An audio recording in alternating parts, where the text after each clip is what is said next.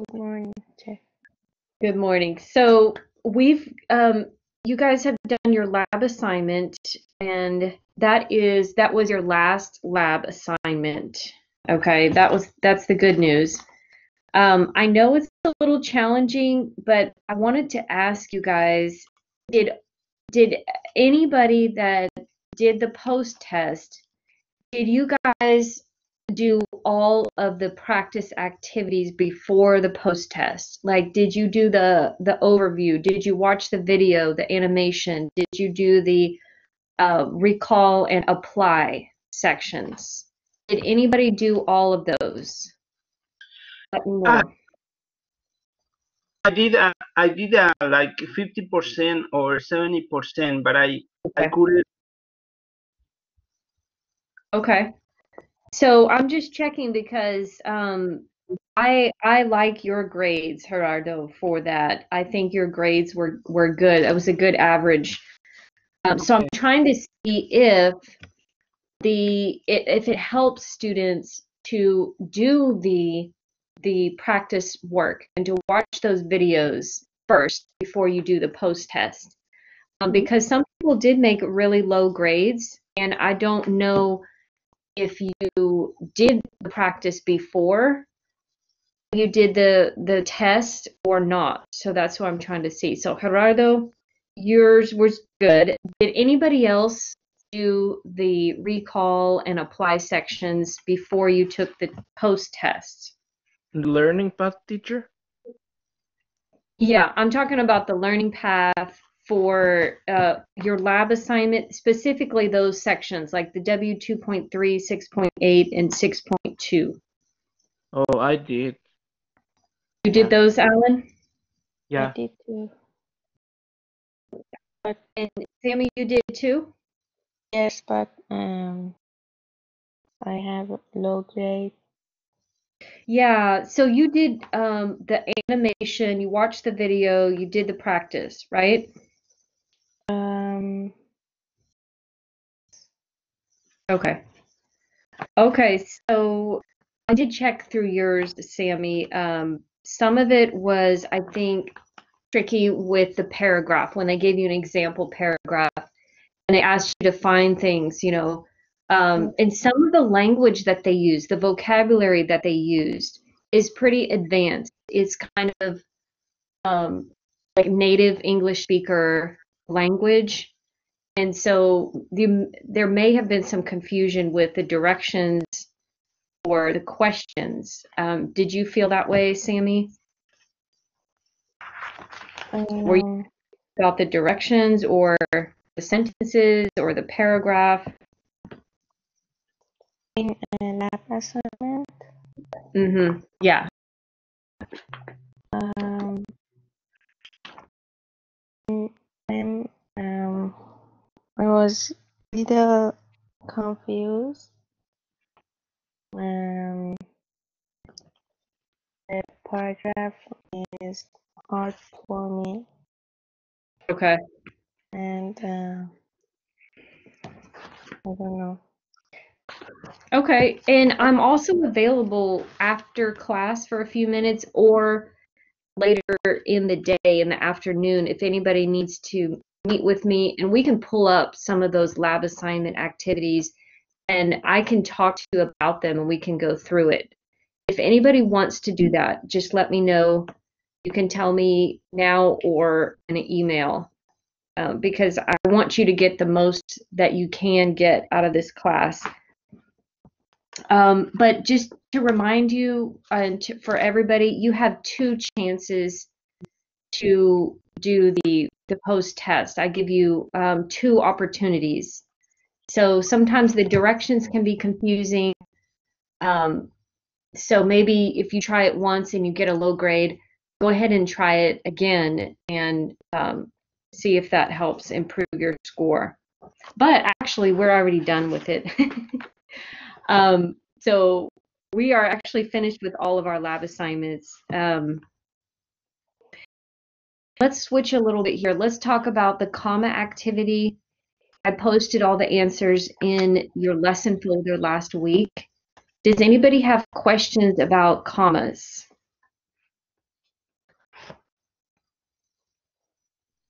Not me. Okay. I'm no teacher. Okay. All right.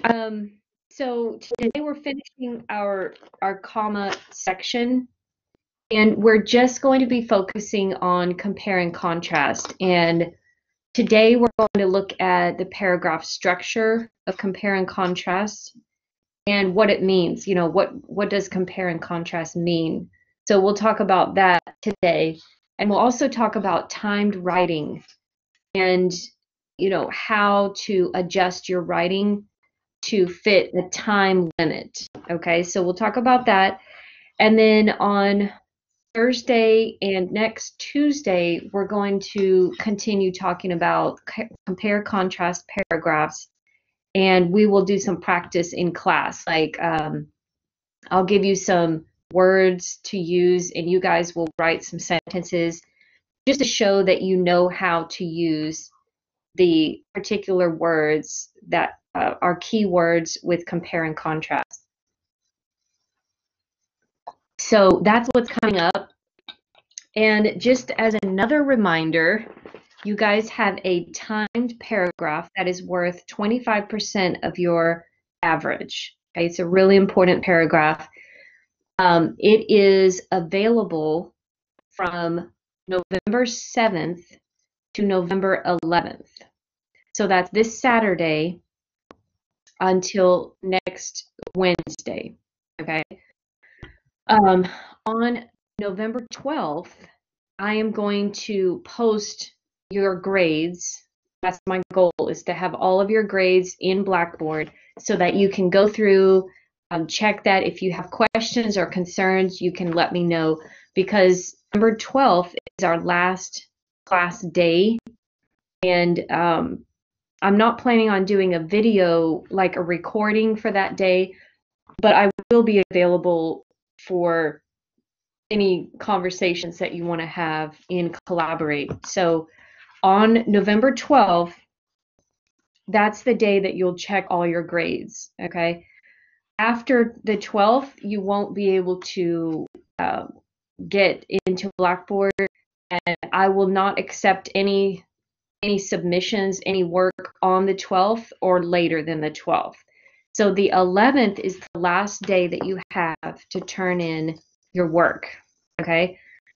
So that's really the only thing we have left in this class, is this timed paragraph, okay? So for that, I'm not going to show you the topics. You don't get to look at the topics until you're ready to write, okay?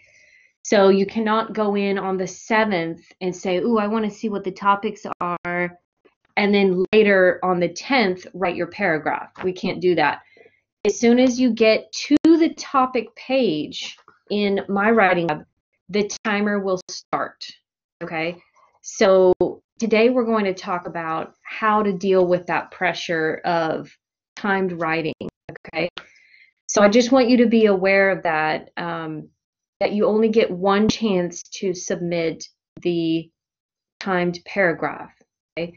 You can't just write a little bit and then come back the next day and write a little more. That's not what we're doing. So you get one chance to submit that assignment, and choose the day and the time that's best for you. So if you want to go there at midnight, when it's really quiet, that's fine with me, on Saturday or Sunday night. Find a time that's good for you, where you have 2 hours to focus, okay? The good news is, if you're having internet connection problems, let's say you're starting to write and then your computer just blanks out. I put I changed the assignment to where you can log back in to My Writing Lab and continue writing, as long as it's in that 2-hour window. Okay, so if you're writing and after 1 hour your internet goes crazy and you lose your connection, you can still go back in and finish that paragraph. Okay, So I don't want anybody to get scared about internet connection problems, unless it's a really big problem and it takes you an hour to get that connected. That would be a problem. Okay, so any questions about what's coming up this week and next week, class? No, for me, teacher. Okay. Well, I'm super proud of you guys. This has been a challenge from beginning to end to complete this course online, but you guys have done a really, really good job. You've worked hard. You've tried your best to submit the assignments on time. We worked through a lot of challenges together, and I know it's difficult to learn how to write without being in a classroom. So I'm proud of you guys for your hard work. And we've got this week and half of next week, and then we will be done with this course. So let's go ahead and get started with today's lesson. I want us to check the homework first. Practice 5 on page 342. So let's all turn there in your book, page 342. And as you're turning to page 342, I want you to, for homework, you're going to get into My Writing Lab and start looking around at where your timed paragraph is going to be on the 7th. It is not posted right now. You have to wait till the 7th to access it. But it is in the My Writing Lab under the paragraph development section of the learning path. So I can show you in a video how to get to that section if you guys would like. I think I'll put it at the end of this video or at the beginning of the next video. Okay. Yeah, I will let you know exactly how to find that timed paragraph. It's not there now, like I said. It's not available, but I will show you in a video, in my class videos, how to get to the assignment on the 7th, or it's between the 7th and the 11th. Okay, so let's check our homework. Practice 5. And did we do number 1 together? I don't remember, class. No, I think no. No, we didn't. Okay. We were busy last week. Okay. So practice 5, page 342. So let's start with you, Alan. What is number 1? Number 1, I put a comma after draw. After draw. Good. Yeah, draw. So good. So we have a comma after draw, and then we have fanboys sew. Okay. So Alan, why do we need this comma? Can you explain? Because we're joining 2 different sentences, and we need to put a comma to separate them, and we also need a conjunction word that is so. So we need to put a comma and then a fanboy. Okay, good. So on the left side of the comma, we have a complete thought. It says, as a child, cartoonist Charles Schulz loved to draw. That is a complete sentence by itself. And then we also have, he often drew his dog Spike. That is also a complete sentence by itself. So when we have 2 complete thoughts, complete subject-verb pairs, and we want to put them together in a sentence, we need to use comma with a coordinating conjunction like so or and or but. So that one is correct. We put comma after draw. Okay, and just click on the raise your hand button if you guys have questions as we're going on, okay? And Carolina, can you do number 2, please? I put a comma between not and in. Yes, that's correct. So number 2, we have a comma after not. Okay, for the same reason. We've got subject verbs on both sides and their complete thoughts. Okay, Gerardo, can you do number 3?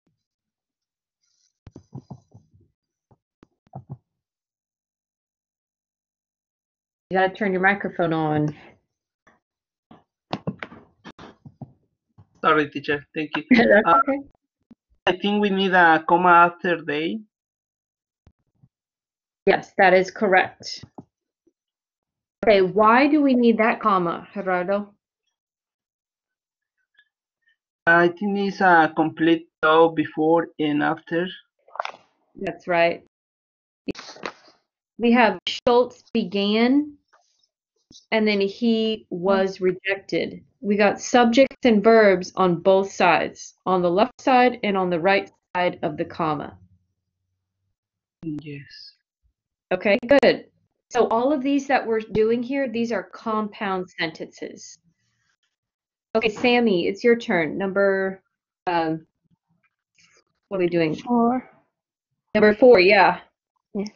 I put their newspapers. Yes. Yeah. So subject and verb on the left side, subject and verb on the right side. Yes. In each of these examples. Good. So number 5, cartoonist. After cartoonist, we put a comma. Okay.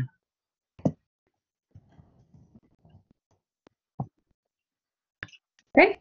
And the next one, 6 missing commas. So this one is a good practice for us because there's going to be different kinds of commas, right? Some of these will be maybe series commas or compound sentence commas or introductory phrase or interrupting phrase. So let's go back to Alan. Could you tell us where to put the first comma in practice 6? Yeah, the first comma is in line 1.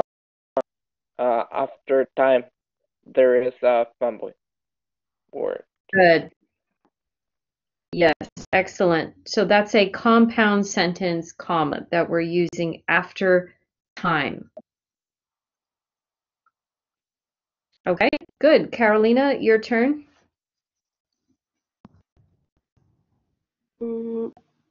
Teacher, after last week, Yes, excellent. Okay, why? it's like I don't know the name. No, I don't know. Teacher. Introducer, Introductory. introducing phrase. Yeah, and the reason it's called introducer is because it's the words on the left side are at the very beginning of the sentence. And we're introducing the subject and verb because the subject and verb is on the right side of the comma. It's the first word on the right side, I and arrived. So we're introducing that subject and verb with that comma. Okay, Gerardo, what about the next one? I think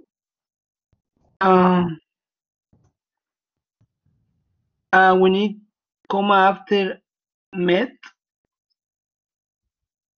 and after Fredo. I think so. Okay, so if we do that, and that means we can take out the by Fredo and we can say, I was met my supervisor. I don't. Yes, I think so. I was met my supervisor. No, maybe you're thinking of I met my supervisor. Because what that means when we say was met, it means somebody else met me. And it was, so when we use by, we're telling who did the action. This is actually called a passive sentence. It's when the subject does not do the action. So Fredo actually was the one who met, who came to meet me. So I wasn't expecting Fredo. I wasn't waiting for him. It was Fredo that came to me. So we cannot say I was met my supervisor. We can say I met my supervisor, but not I was met my supervisor. So in that case, we cannot use a comma after met and after Fredo. But we can use a comma only after Fredo. So what it means is I was met by Fredo, and my supervisor is describing Fredo. It's kind of giving a definition of this person. So we can put a comma after Fredo, and I call this a tag comma. Your book doesn't mention that word. I believe they would put this under interrupting phrases, because interrupting phrases are like definitions or adverbs. So that one was tricky. Did anybody get this one correct with just putting a comma after Fredo? Did anybody get that right? Me. Okay, good. Anybody else get that one? Okay, that one was challenging. Okay, let's go to the next one. Sammy.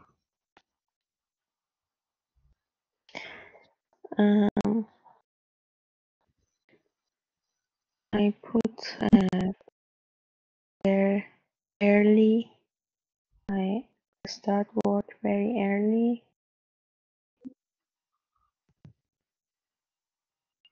Okay, let me see.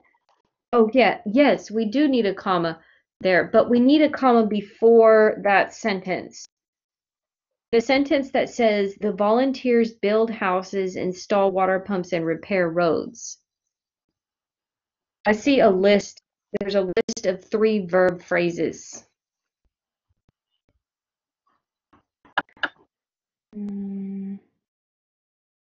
After water pumps.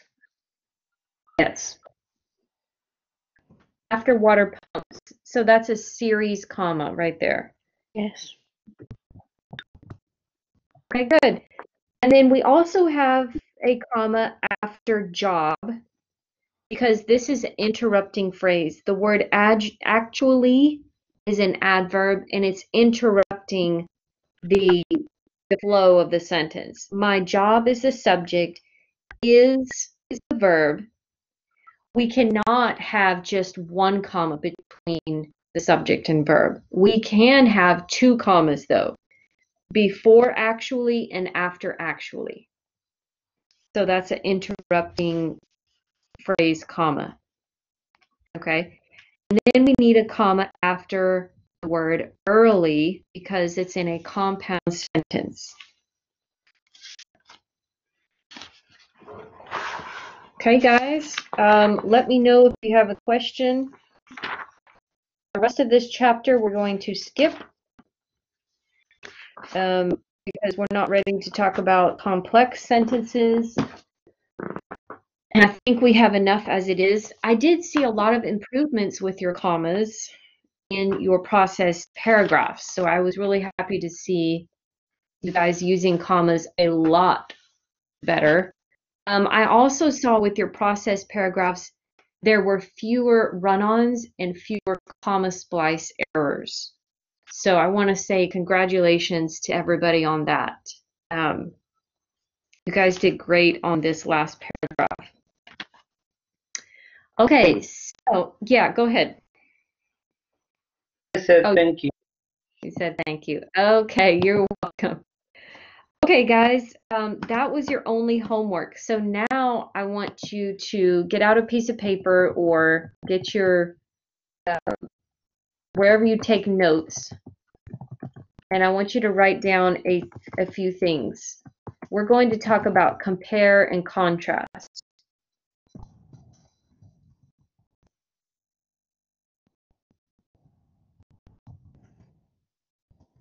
Okay, so what does it mean when I say compare and contrast? Does anybody know what those words mean?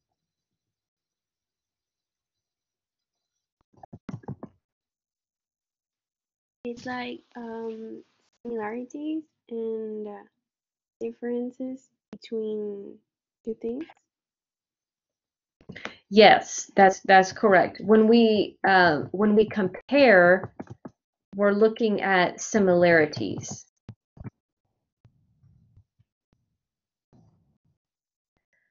Okay, and then when we contrast, we're looking at differences.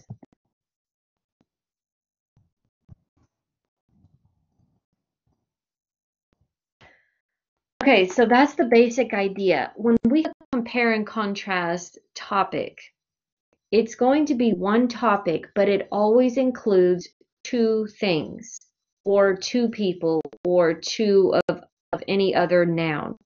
You have to have two because you cannot compare something without having two.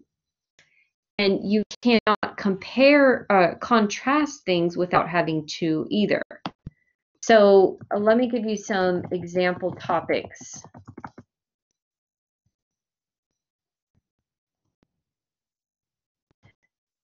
We can have dogs and cats. We've got two animals, right? We can compare and contrast dogs and cats. And we're going to practice with some of these topics later, but I just want you to get the idea first. You can also compare and contrast two cities, like Fort Worth and Dallas, or your hometown and Arlington, right? As long as it's two cities, you don't want to compare your hometown to the United States. That would not be good. Why? Who can tell me why? Because we are comparing one city with one country. Right. If you can't compare things that are not in the same category.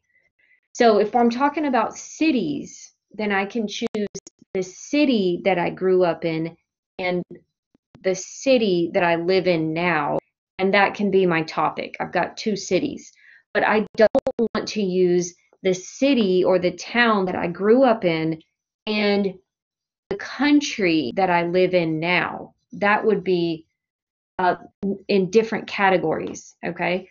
Just like I don't want to compare dogs with cars. You know, like a German Shepherd dog and a Nissan Altima. We're not in the same category, right? So we want to keep the category the same. So if I want to do dogs and cats, those are both animals that are pets, right? Or I can do my hometown and Fort Worth, those are both cities. Or I can do my best friend and I, those are two people. So that's something to think about when you're doing compare and contrast is we've got to have two things that are in the same category or the same idea or the same like they have a relationship of some sort, okay? They also have to be things that we're comparing and contrasting. So does anybody have questions so far about finding topics or what topics look like?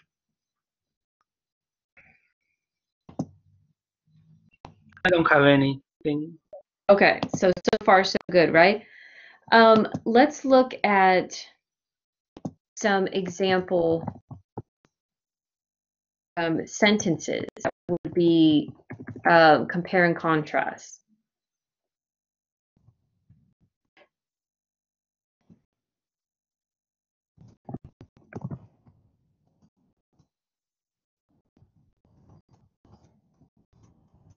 I'm just typing up a quick sentence here.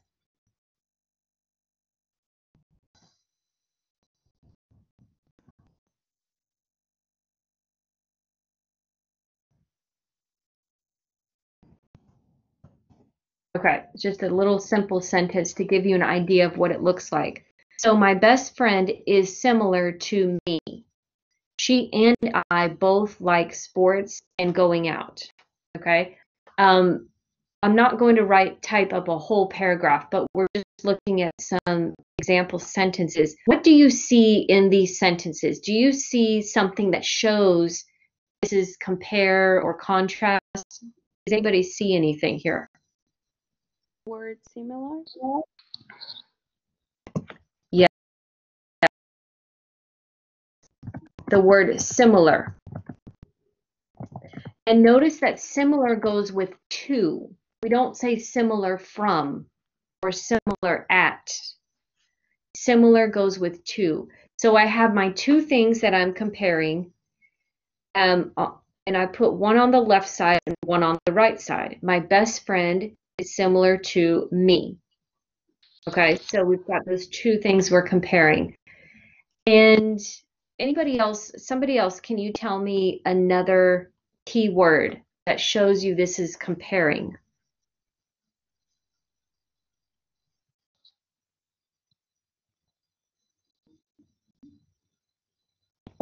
Anybody see something else here that would show you, hey, we're comparing two people? Probably is. Okay, it's the be verb. It's not really showing that we're doing a comparison sentence because I can use is in another sentence that's not comparing. Okay. Like my name, if I say my name is Hannah, I used is, but I'm not comparing. So we're looking for another keyword here. Look in the second sentence. Both. There you go. Bingo. Both. Every time you use both, we're talking about two things, right? So both is connecting one thing with the other thing. That's a word that we can use to compare and contrast. Okay? So that's what I want you to see to begin with is I want you to start noticing a couple of key words that will help you when you're writing, because you will have a choice of 5 topics to choose from, and you only are going to pick one topic, okay, to write your timed paragraph. But all 5 of the topics are all going to be compare or contrast. So some of them are compare only, some of them are contrast only, and some of the topics are where you can do both, compare and contrast in one paragraph. Okay, so let's do another example sentence, and then we'll go to the book.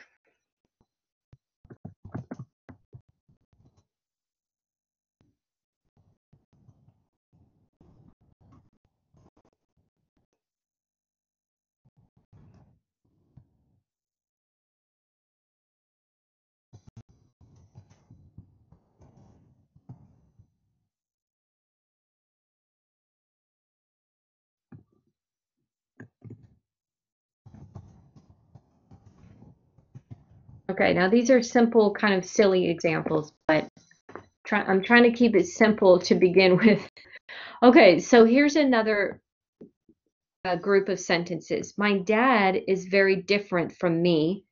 He goes to bed early. I never go to bed early. Okay, so I need either Sammy or Gerardo. Can you guys help me find some contrast words?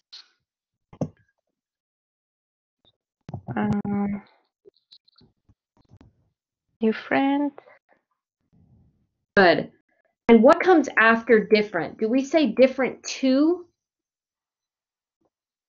For me. From.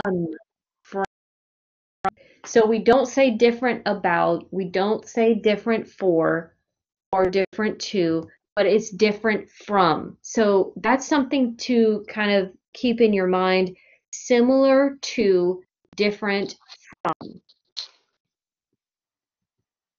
Okay, that's how we use it. It's almost exactly the same sentence structure. We've got two people and we're using the be verb is, right? And then we're using different. So similar is an adjective, different is also an adjective, okay?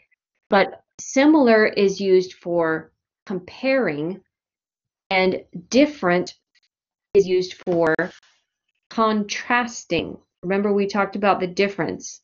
Contrast means to look at the differences.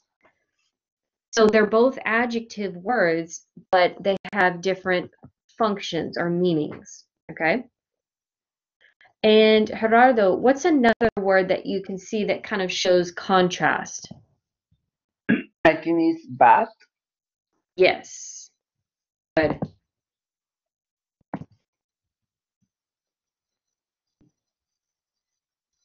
Okay. So right away, you guys, what I want you to notice is we've got comparing words and we've got contrasting words. And these are going to be the keywords that you want to use in your paragraph. Now, we have many different kinds of comparison and contrast words. Let's go in your book, and I want to show you some more things that you can start looking at. And we're going to look at page 63.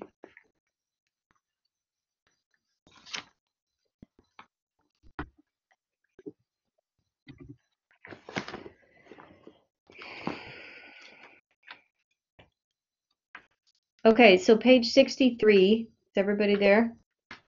Yes. And Gerardo, you have a nice voice. Can you read where it says, you compare when you... You say page 63? Oh, yeah, got it. Yeah, 63. Yes.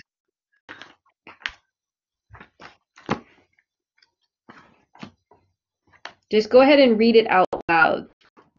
Okay. Here we go. You compare when you want to find similarities, Similarities.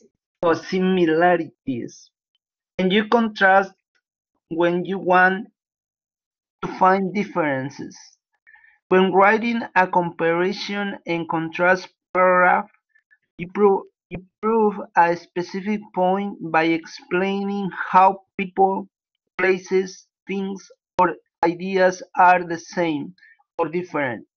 For example, you might compare two jobs that you have had, two different ways of disciplining, Disciplining. displaying, or two ideas about how to stimulate the national economy. Okay, good. So we can stop there. So here's the main point of this section that we're looking at. Compare means you want to find similarities, and contrast means you want to find differences. And like I said before, sometimes you can have one paragraph that's only about similarities. And sometimes you can have a paragraph that is only about differences, okay? And then sometimes you can have one paragraph that has both similarities between two things and differences between those two things. So think about like my example here with my best friend and I. If you think about your best friend, you can probably find some similarities between both of you, and there's also probably some differences, right? So you can choose if you want to write about similarities and differences, or if you would rather do one or the other, Okay. So does anybody have questions about that part? Not yet. Not this yet. Okay, so why don't we go to the next page and we're going to look at an example paragraph.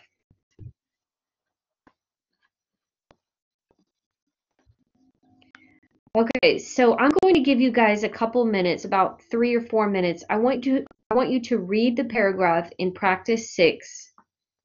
You do not need to answer all the questions. I just want you to read the paragraph and I want you to try to think about, is this comparing, is this contrasting, or is this doing both? Okay, so go ahead. I'll give you a couple minutes.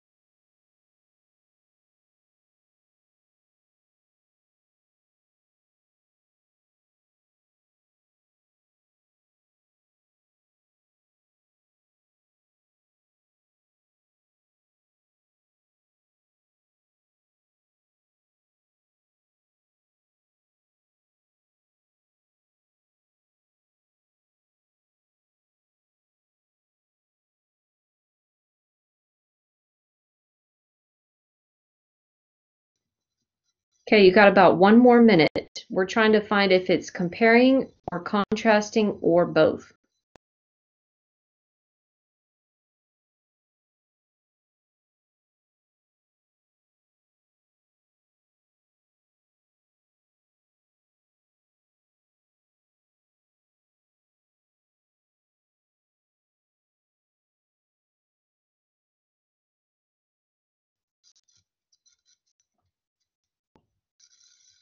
Okay, go ahead and type your answer at the bottom of the page. I just want you to put what you think. This way we can get everybody's opinion.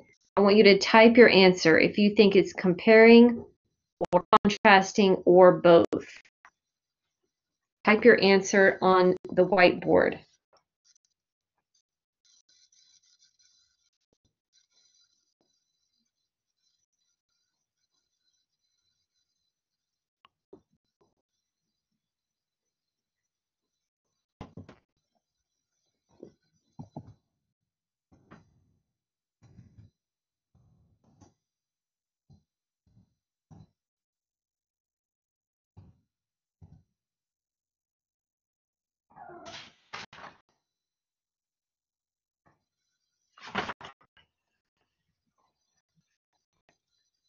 Okay, go ahead and type either comparing or contrasting or both.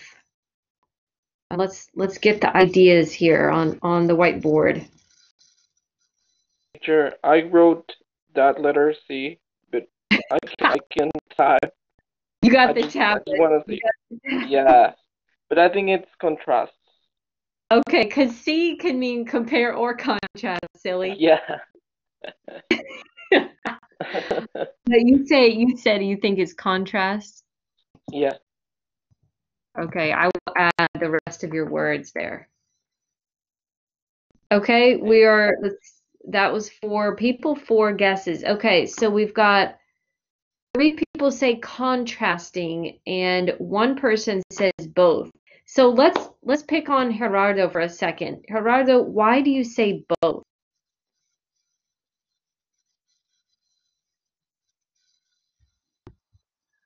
Uh, I think it's both because there is a word Hmm.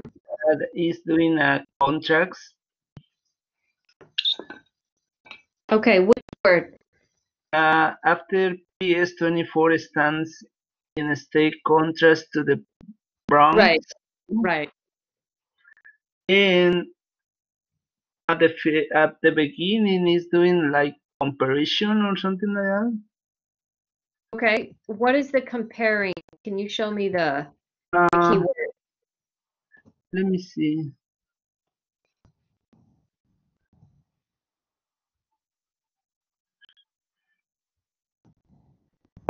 Because it says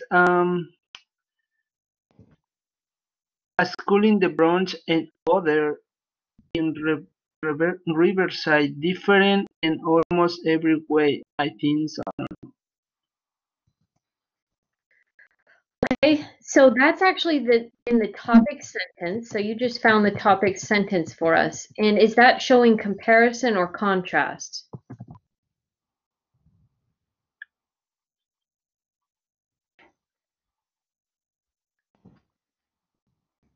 I think it's a comparison.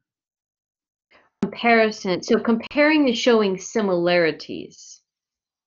But what about that word differ? Can you circle that word differ? Is that a comparison word, like showing similarities, or is that a contrast word? Different. What is that word? It's in the topic sentence where it says a school in the Bronx and Oh, another in the Riverside differ in almost every way. I was seeing that word, but I'm not really good. I'm not really sure about the meaning. Different is like different or something. Differ.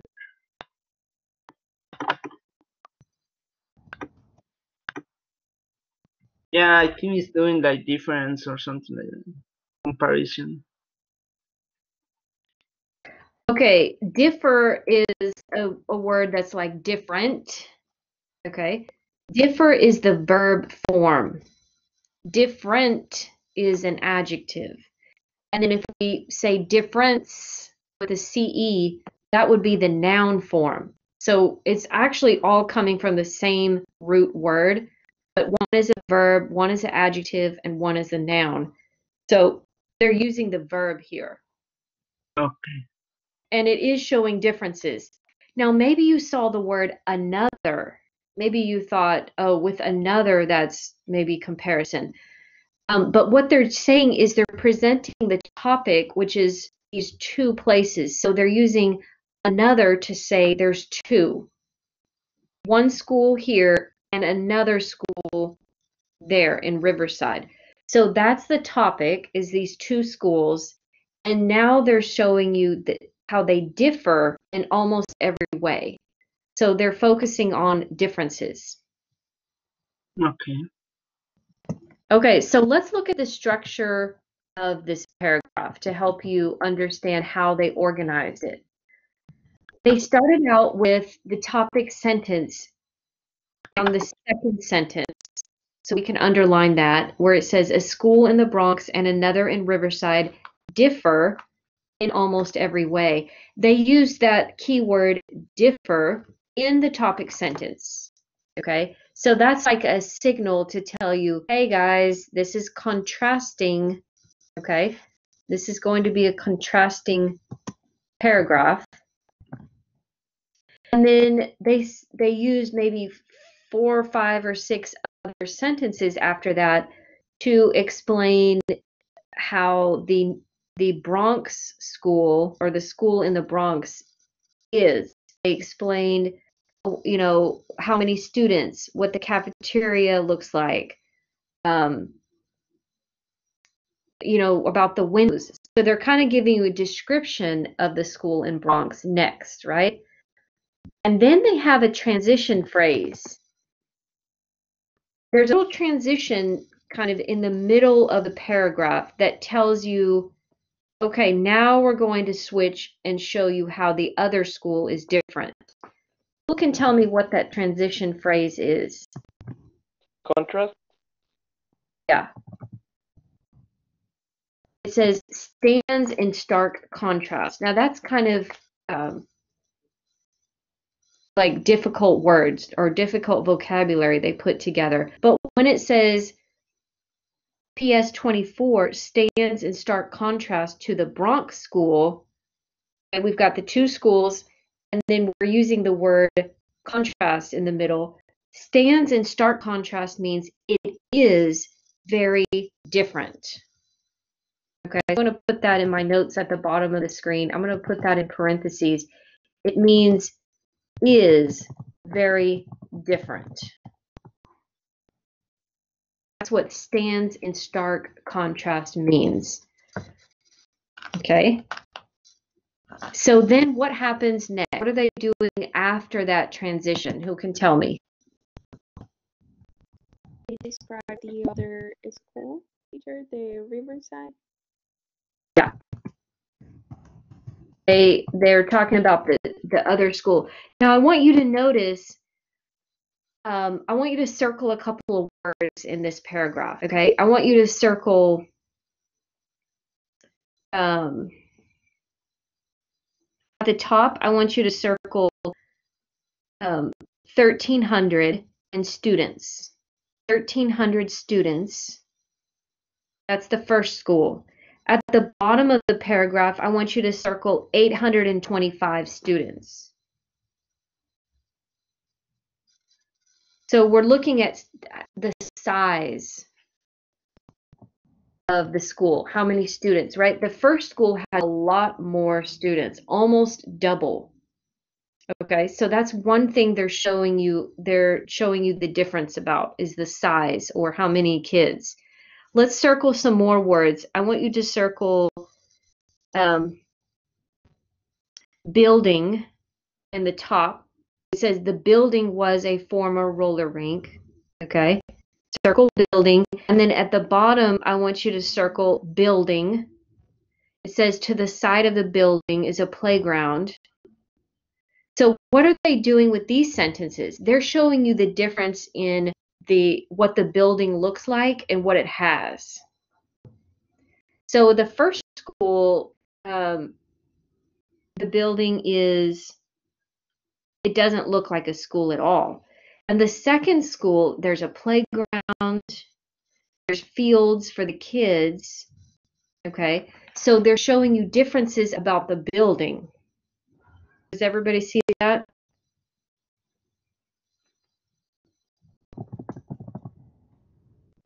Yes, teacher. Okay, so let's look again at another thing that they're contrasting. Classrooms. I want you to circle classrooms in the top part with the first school. It says one classroom in the entire school. It says only one classroom has a window. Okay, that's in the first school. We can circle that classroom. At the bottom, what does it say about the classrooms on the second school?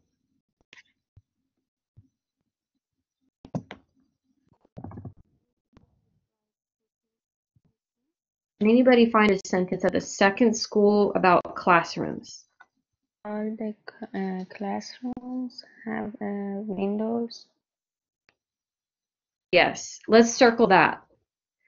So what I'm trying to show you is that when they're describing the schools, they're not just talking about, oh, I'm going to talk about the building and the playground in the school, and that the second school, I'm just going to talk about how many kids speak Spanish and what the principal is, who the principal is. They're not comparing on different ideas. They're taking some topics like the number of kids. They're comparing the number of kids in both schools. Then they're comparing the building, what it looks like, and what it has, and then they're compared the classroom windows. So the first school, there's only one classroom that has a window. In the second school, all the classrooms have windows. So you can see we're comparing how many windows in both of the schools. So that is key. I'm going to put that up here on your whiteboard screen. The paragraph continues by explaining how the second school is different in the same areas: the number of kids, the building, and the classroom windows. This is a well-organized paragraph. Okay? Does everybody see how they organized the ideas? Are there any questions about that part?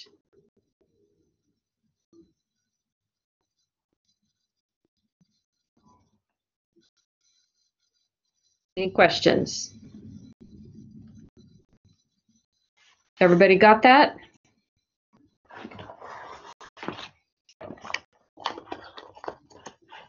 Okay, give me a thumbs up if you got it. Ah, never mind, I can't see anybody. There's a thumbs up. Okay, so this takes practice to learn how to do this, but this is why pre-writing is so important. Okay, when this person started writing this paragraph, I can guarantee you they did not just start saying, "Oh, I want to just." They had a plan. They wanted to talk about two schools and the number of kids in both, the building and surrounding area, and the number of windows in the classrooms. They had a plan. Those are the three subtopics, okay, or three supporting points. So we still have a good paragraph, a topic sentence, we've got supporting points, okay, but we're adding this element of comparing or contrasting, okay, and sometimes that's a little challenging because that's a lot of things to think about. But we are going to talk on Thursday about how to do some brainstorming and organize your ideas, because that's going to be a key part in this. So before we talk about timed writing, I want us to start by just looking at the bottom of page 64. Bottom of page 64. You guys are going to do all of this for homework, but I want to start you out with this to make sure you know what to do. Do you see where it says the writer's desk? Page 64 at the bottom. And what we're going to do is do one of these together. So first, let's look at the example. So the directions say, think about the topic and write down the ideas that come to your mind. Try to write 2 or 3 ideas for each topic. So the first example says, compare 2 beautiful seasons. One season was autumn and one season is spring. So right away, I've got a really good topic. And now I want to give some details about those 2 things. So for autumn, they put the colors, red and gold. Days get shorter. Trees lose the leaves. For spring, they said budding leaves and flowers. I would probably add everything is green, right? Because autumn, I said red and gold.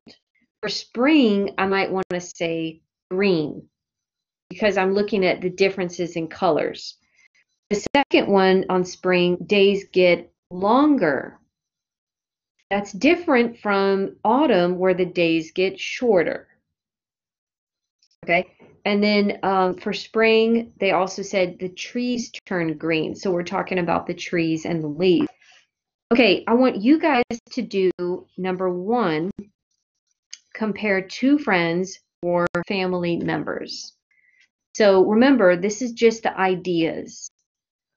So where it says type 1, type 2, I want you to put the person's name, or you can say like mom and dad, or me and my brother, whoever you want. 2 friends or 2 family members. Okay, so I'm going to give you guys about 5 minutes. I want you to do some brainstorming. Page 64 at the bottom.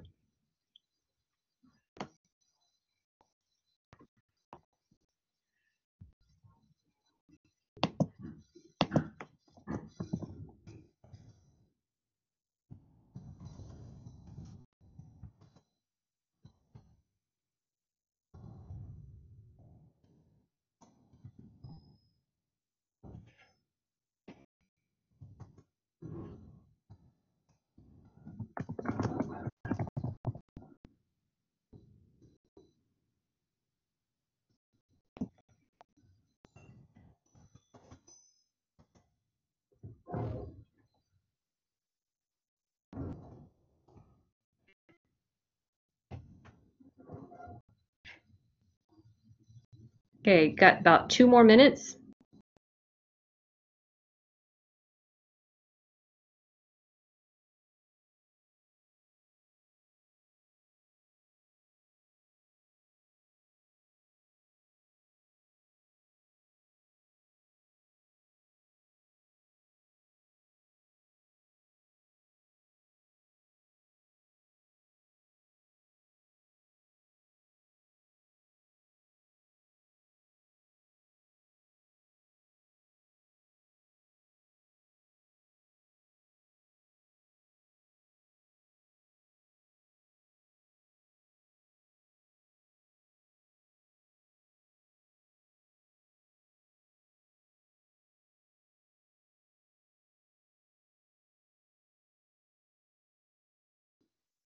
Okay, let's see what you guys got. Remember, this is not sentences, but it's just ideas.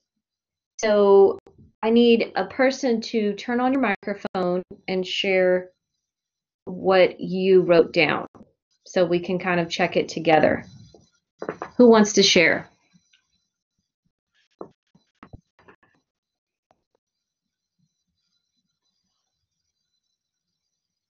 Uh-oh, nobody's turning on their microphones.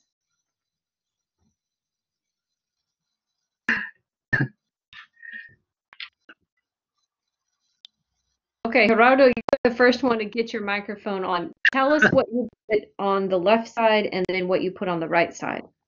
Okay, I did two family members. Okay. Juan and Pedro are different from Lucy and Sebastian. Oh, wait a second. Wait, that's 4 people. Oh.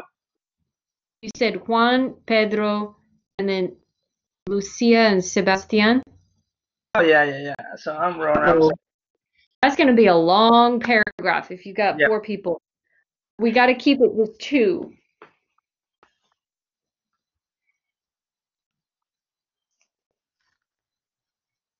So, okay, so you got 2 people. Let's say you have Juan and Sebastian or something like that.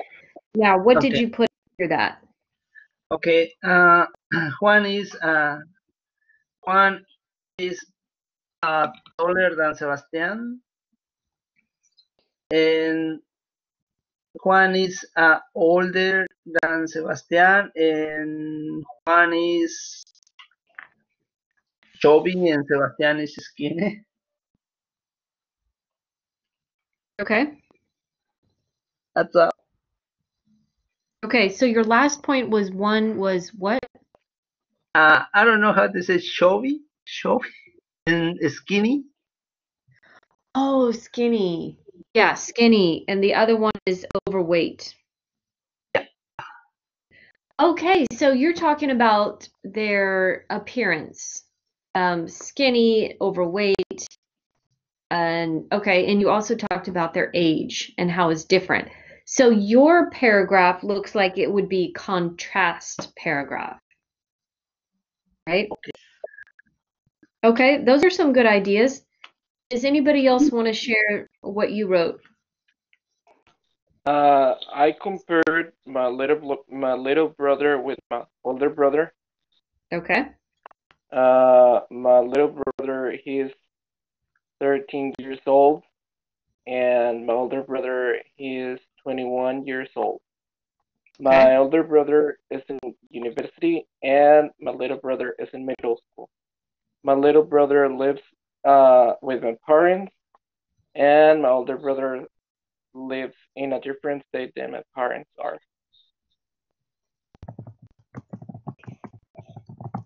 Okay. So again, for yours, you looked at their age and their school and then where they live.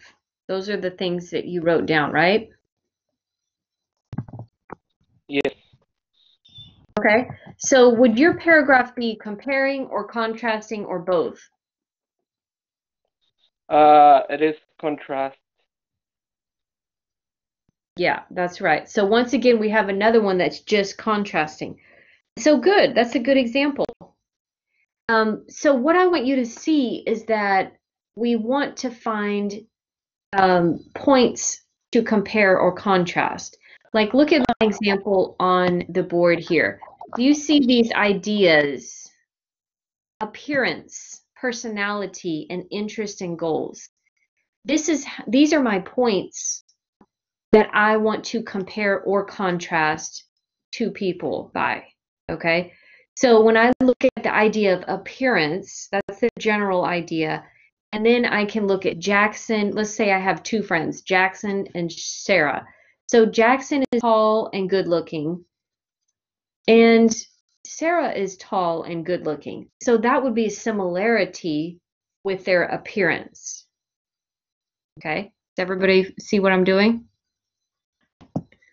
Okay, what if I go to personality? I want to think about Jackson's personality. I could say he's outgoing and talkative. Outgoing means not shy, likes to talk a lot, okay? And Sarah is reserved and quiet and calm, okay? Now these you can see are all personality descriptions, but they're different now. Outgoing and talkative is a different kind of personality than reserved, quiet, and calm. So in that case, I would have to do contrasting. So I have appearance, they're similar, personality, they're different, right? And then their interests and goals, maybe they're going to have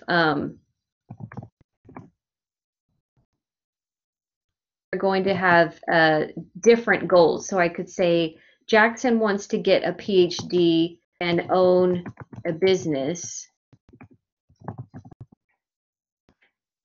and Sarah wants to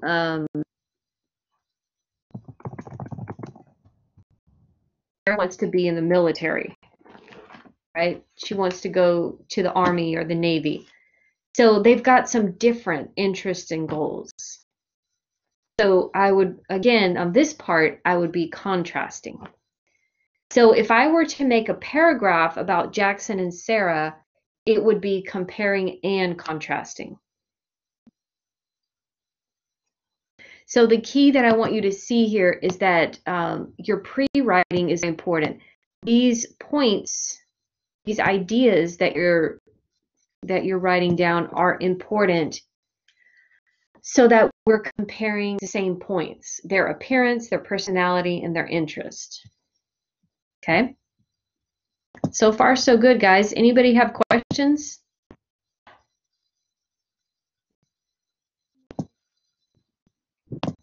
Teacher.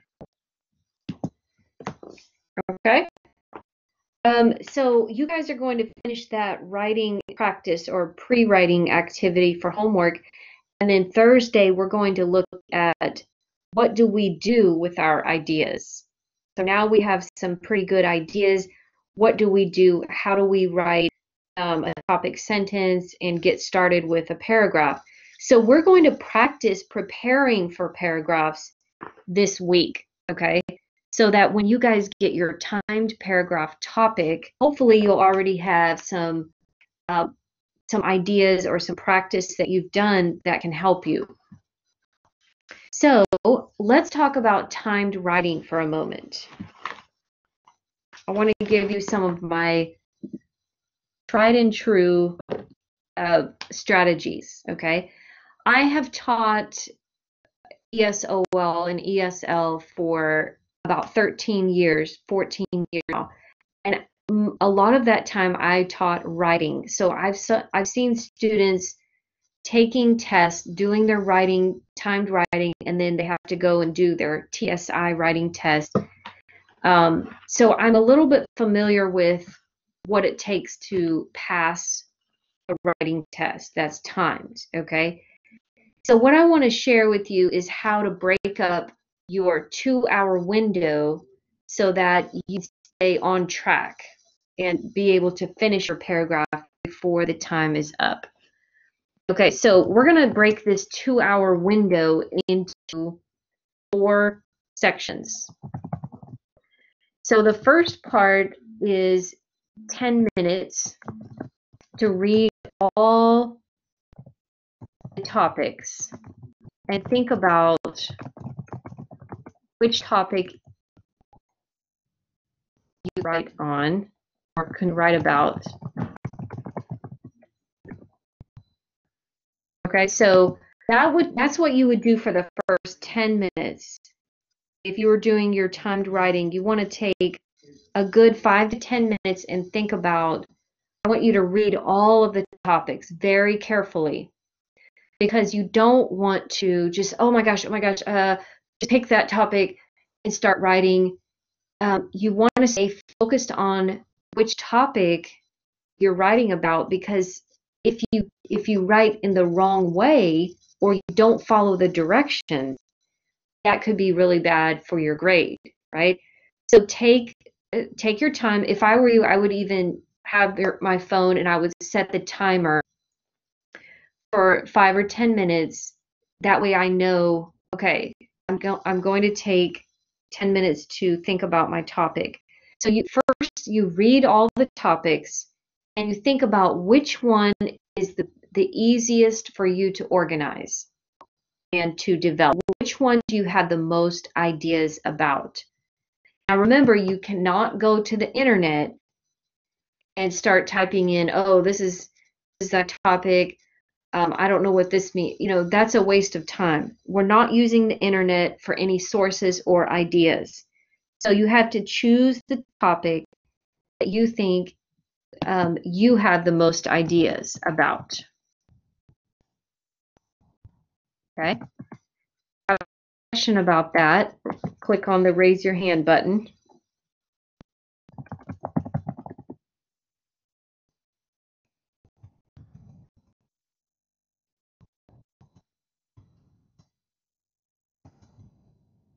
Okay, so the second step is to take 5 to 6 minutes to think about that one topic that you chose and do your pre-writing.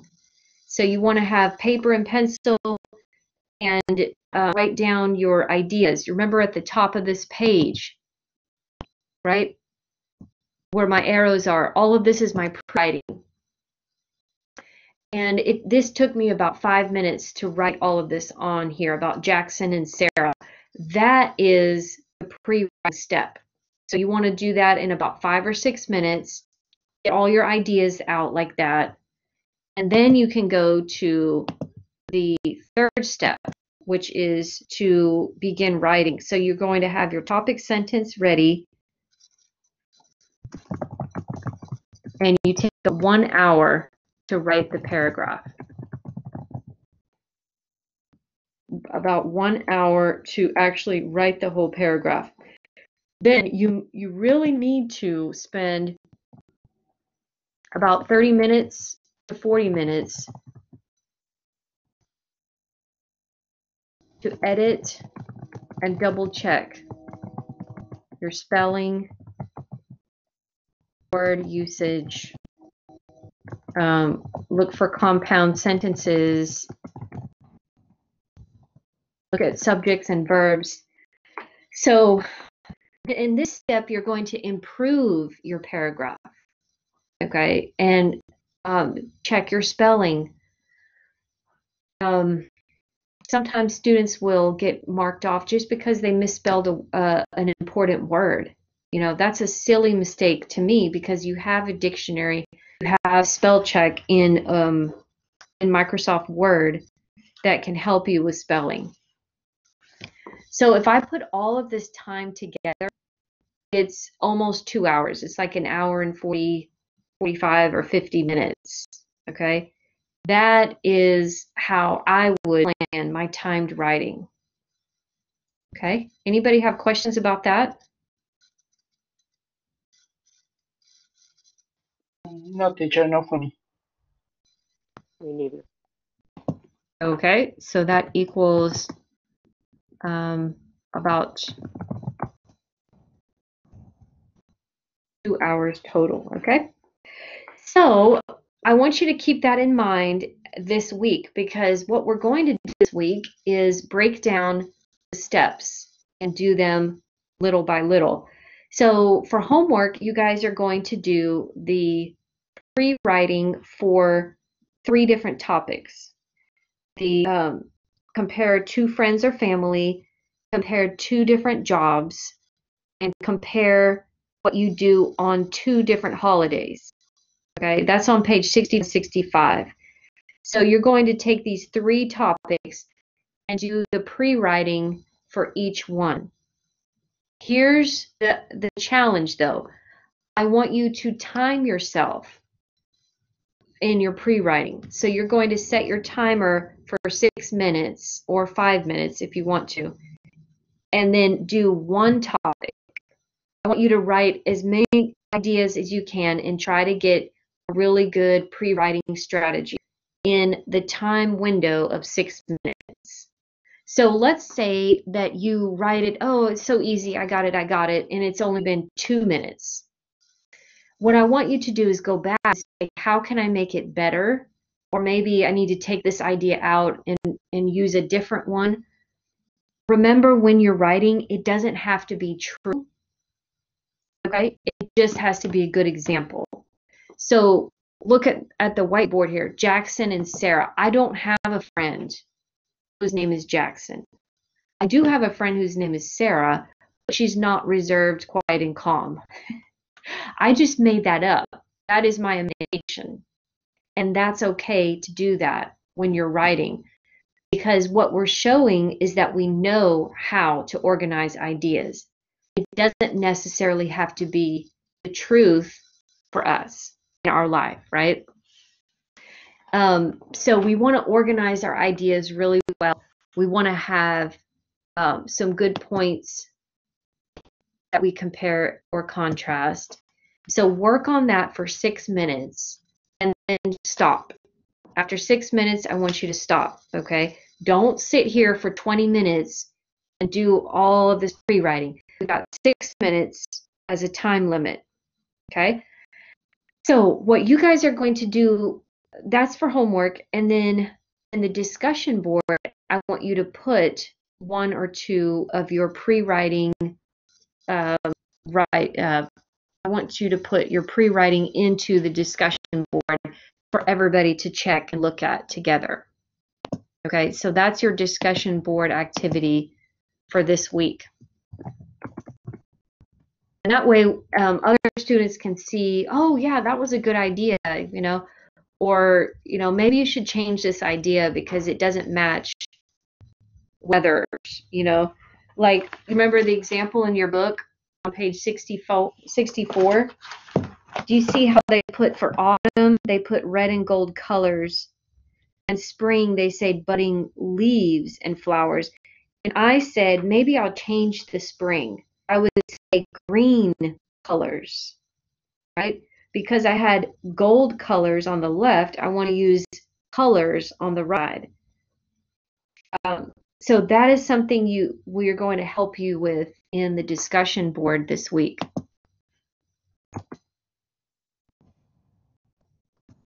Okay. Anybody have questions about what we're doing with this? So, sure. Oh, yeah. sorry. Do we need to just share our the list of the things we are gonna write, or we need to write a paragraph? Okay, so we're not going to turn in a paragraph for a grade, or you know, I'm not requiring a paragraph for this to be in the discussion board or in an email. The only grade you have left is your timed paragraph, okay?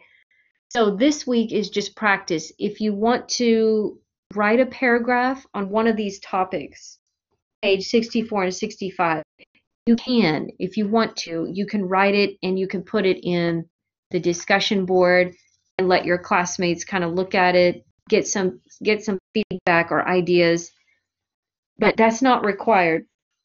What I am asking you to do in the discussion board is just do your pre-writing to show what your topic is, and then what points do you have, what descriptions do you have that you want to compare. And then I would like you to have a topic sentence as well and put that in the discussion board. Does that make sense? Yes, teacher. Thank you. And I'll put it up here on the whiteboard to explain what I'm looking for.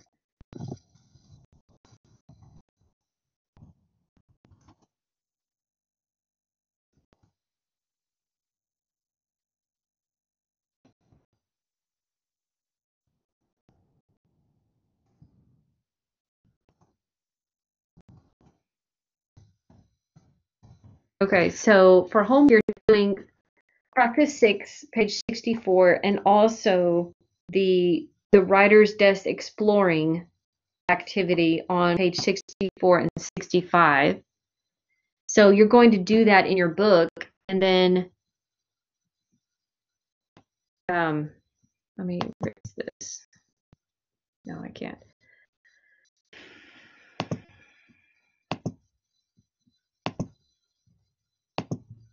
Okay, so, and then for discussion board, I want you to do the pre-writing.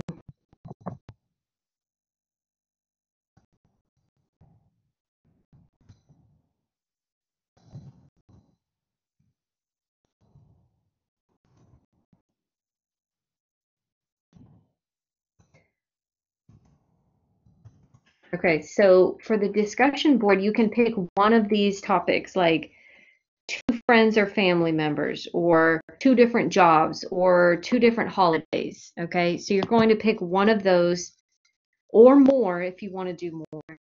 And you're going to take your pre-writing and put it in the discussion board. So we want to have the topic sentence, and then your supporting points.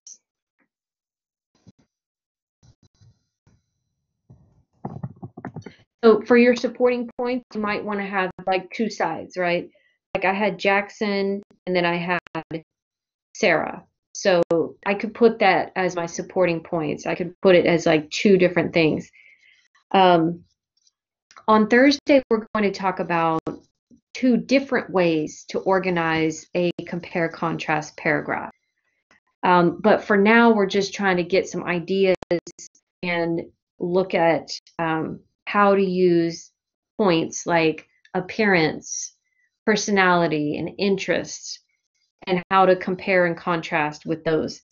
So you guys are going to practice. This might be a little challenging for some of you, but that's what the discussion board is for.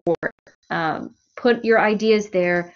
I will go in and give you suggestions and say, hey, this idea is too narrow. You know, you need to make it more general, or this idea doesn't fit. Consider changing it.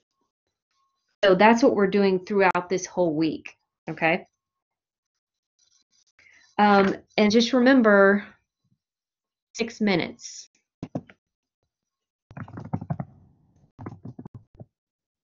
6 minutes or less. That is our goal for each topic when we're pre-writing. So 6 minutes for topic number 1, 6 minutes for topic number 2, and do that, and then we'll check some together on Thursday. Okay, who has a question? Any questions before we go?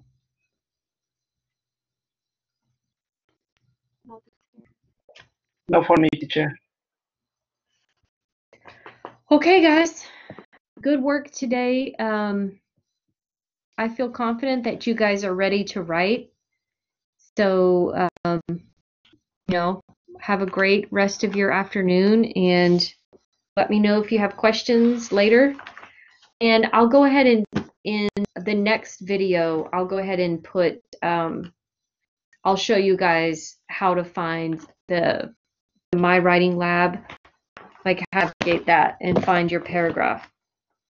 So we'll do that in the next video. Oh gosh, I almost forgot one thing. I want you guys to work in the learning path in My Writing Lab. I want you to go to My Lab this week and click on Learning Path. And I want you to do the paragraph development. And then scroll down to Compare and Contrast.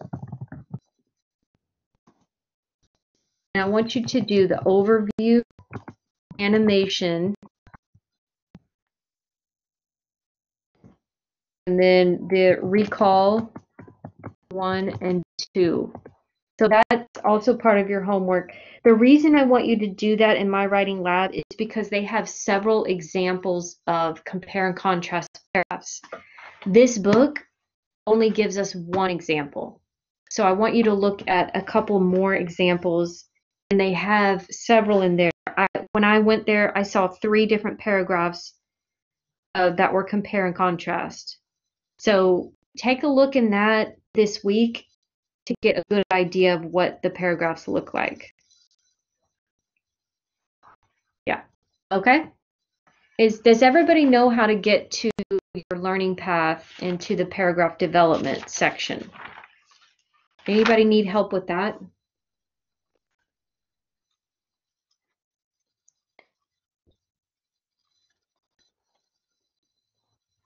Anybody need me to show you how to get there, or do you know how to get to the paragraph development section? Questions, anybody? No, teacher, not me. No, teacher, thank you. Okay, so if you know how to get there, go and do that practice. Watch the videos, and then we'll talk on Thursday. If you've got any questions, we can go over those questions. So that's it for today, guys. Thank you for joining me. Thank you, teacher.